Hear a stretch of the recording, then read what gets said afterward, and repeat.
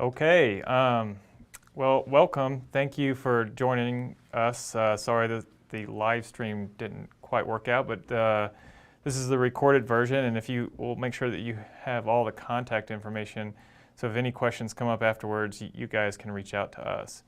All right, so my name is Dr. Romeo. I'm a neurosurgeon with Neurosurgery One at Littleton Hospital. I'm a functional neurosurgeon, meaning that I specialize in different forms of neuromodulation, and this is one form of neuromodulation that we have begun doing here at Littleton Hospital recently, and that I really want to talk to you about. I'm pretty excited about it. And this is neuromodulation specifically for obstructive sleep apnea. So this is not the live stream, but I'm supposed to give you this disclaimer that this is being recorded. All right, so what is obstructive sleep apnea? So many of you are probably already familiar. As the name implies, this is obstruction of the airway during sleep. And this occurs often at the level of the pharynx. So either the part of the nasopharynx or the oral pharynx collapses the airway during sleep and causes these apnea events, which can be pretty long, as you can see in this kind of chart down below, which is what you get from a standard sleep study. You know, these apnea events can last quite a while, 47 seconds, 86 seconds. I don't even know if I could hold my breath that long. So pretty significant. You can get pretty significant drops in blood oxygen levels, as demonstrated by the pulse oximetry numbers down below. And this, affects a lot of people. 20 million people as a neurosurgeon. There's not a whole lot of other diseases that we treat that affect that many people. So we're really excited that we can reach this many people. And so these decreases in oxygen levels and apnea events certainly can have long-term health sequelae. And some of these, just patients feel bad. They feel tired, increased daytime sleepiness, increased risk of having accidents during the day. It affects your bed partners. And then cardiovascular health, so increased risk of hypertension, strokes, heart attacks, all those things. So how is this treated? Many people are familiar with CPAP.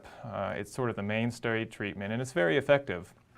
It can certainly treat the symptoms, make people feel better, improve their health. However, it can be uncomfortable, and that's the biggest drawback, and a lot of people just don't tolerate it. It's, wearing a mask that is forcing air essentially down your throat at night is not for everybody. And so what are the alternatives? Well, right now there aren't great alternatives before this treatment, and I think that's where this treatment really becomes exciting. But there are some other things, oral appliances and much more invasive surgeries, which really haven't demonstrated to be as effective as even CPAP is, and have more side effects associated with them.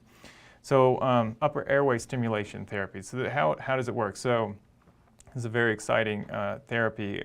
Essentially, it is stimulating the hypoglossal nerve, which is the nerve that controls the muscles of the tongue.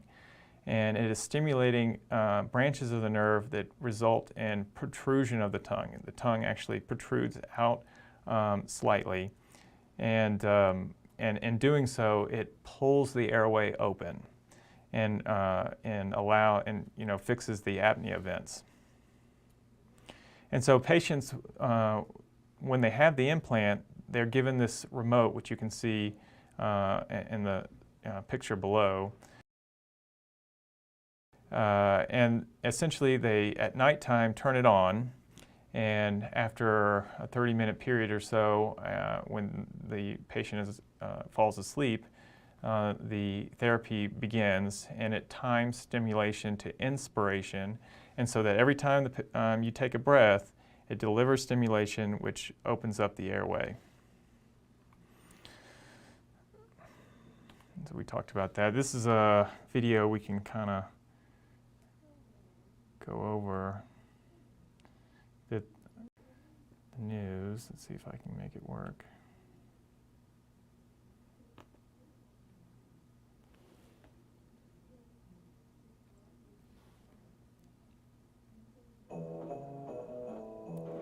Let's see the ad here.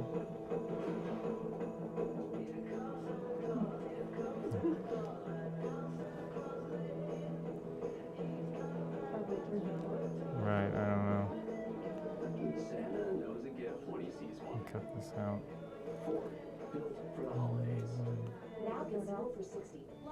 Why don't, when we record and edit, take a look at this video. And insert zoom in on the. Well, we're gonna need that video to put in here. Okay. So we can end this video knowing that we're gonna put it full screen and then come back out to you after the video is gone full screen. So if you want to make a transition out of that video back to you, we'll know that's the place where we pick you back up. And one just quick tip. Yeah. Anytime you feel like pausing and saying or just pause instead of filling that space with a word. That way it allows it to flow. Yeah, that is our job. So I know, it's a lot easier said than done. Public speaking tips. I need, You're doing great. Yes. Yeah. Well, so, doctor, just a natural transition out of that video that you think would work. Okay.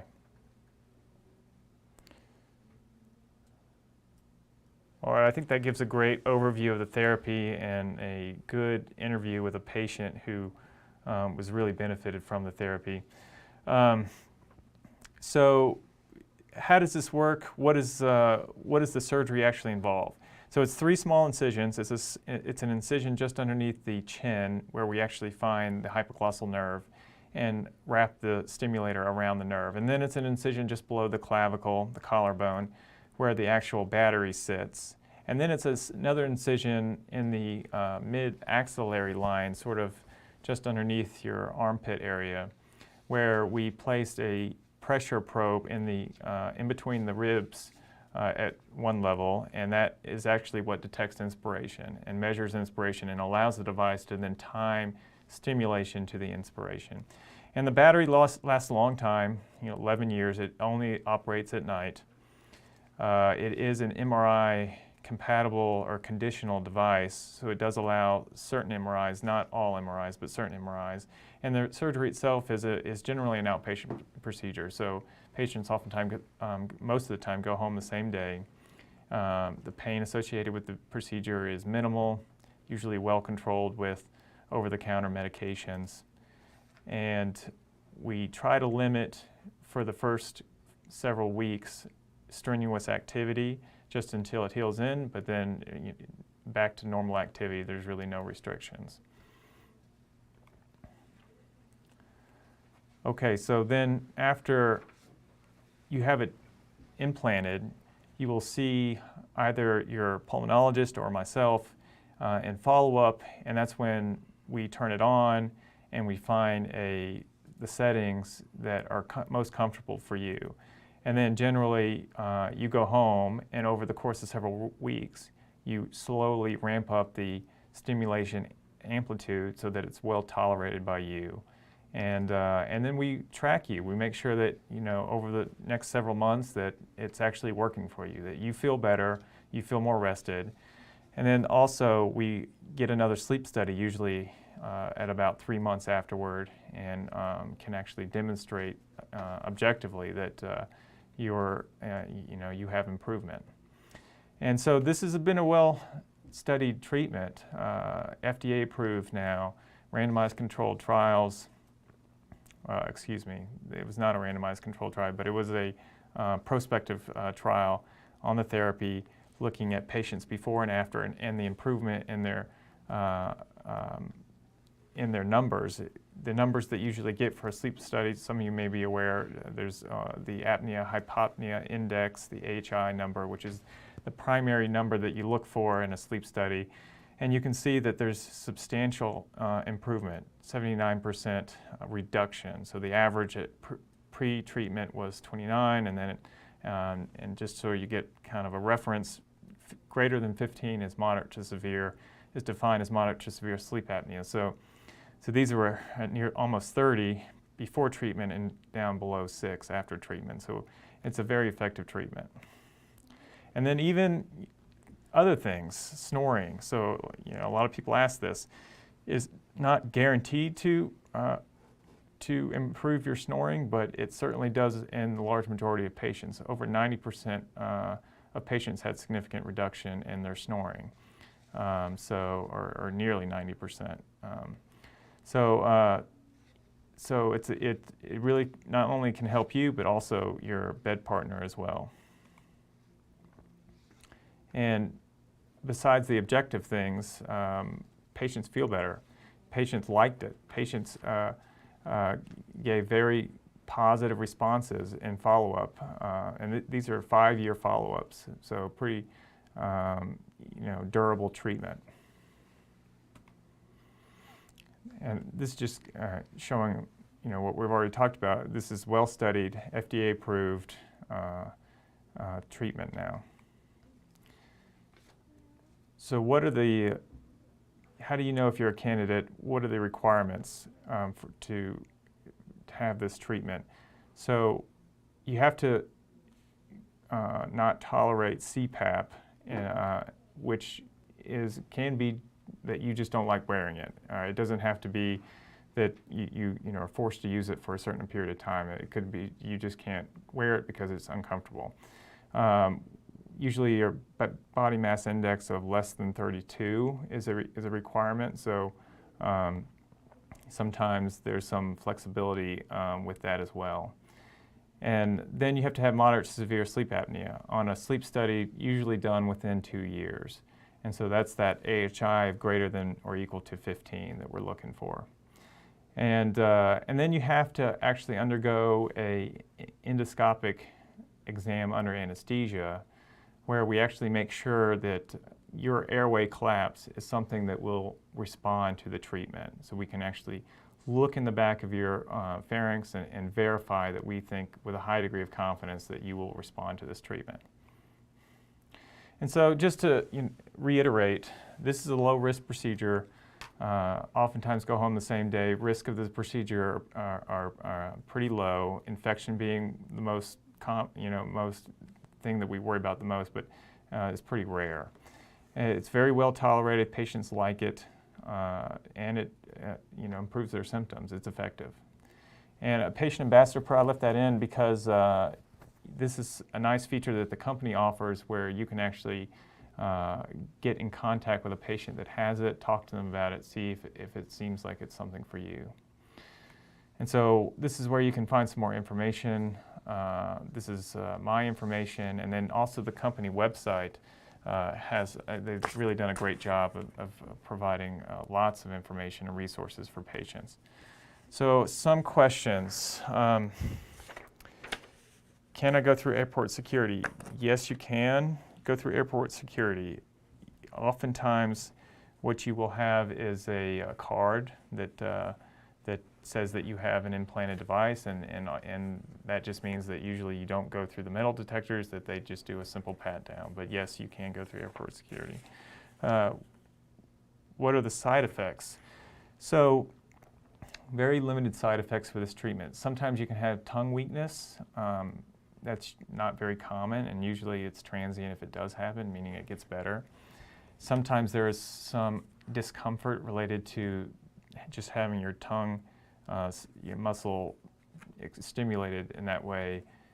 And again, that's usually, we're very careful to start the amplitude of the stimulation at a very low level and then slowly ramp up so that we make it as tolerable as possible and make sure we give you time to adjust to it. So it can take a little bit of adjustment, but for the most part, it's pretty well tolerated.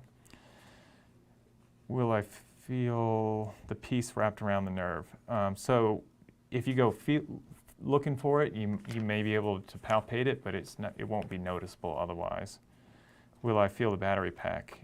Again, it's usually pretty well hidden underneath the skin, but if you went looking for it, you could certainly find it. And you kind of want to be able to find it because that's how you turn it on. You have to hold the remote right up to it. So does insurance cover it? Yes, most major insurers now cover this treatment. Will I feel the shock while I'm sleeping? So you won't necessarily feel a shock, but you could feel your tongue protruding, the tongue movement. And again, we try to set it such that the amplitude of stimulation is low initially, and we slowly ramp up so that you get well adjusted to it. And that usually works from the majority of patients. Can the stimulator be removed? Yes. Certainly if there's an infection or a complication, it can be removed. Will this stop my snoring? So again, it's hard to guarantee that because there have been people who it does not stop their snoring, but 90% of patients have either no snoring or soft snoring after this therapy. So yes, for a large majority, it does improve their snoring. Okay, I think that's it. Again, if you have any other questions or need any more information, please reach out to us, or there's the company website as well. Thank you. Can you put on contact information for the last, fade it to a screen with the website and all of that? That? Mm-hmm. Oh, yeah, that one. Okay. Or I can just give you one with, I'll give you one with the logo on it, Yeah. phone number and Yeah, the and just, website. if you wanna email maybe those slides over too. Okay. This slide? Yes, please. Okay, so email the slide, Yeah, the 'cause link to the story,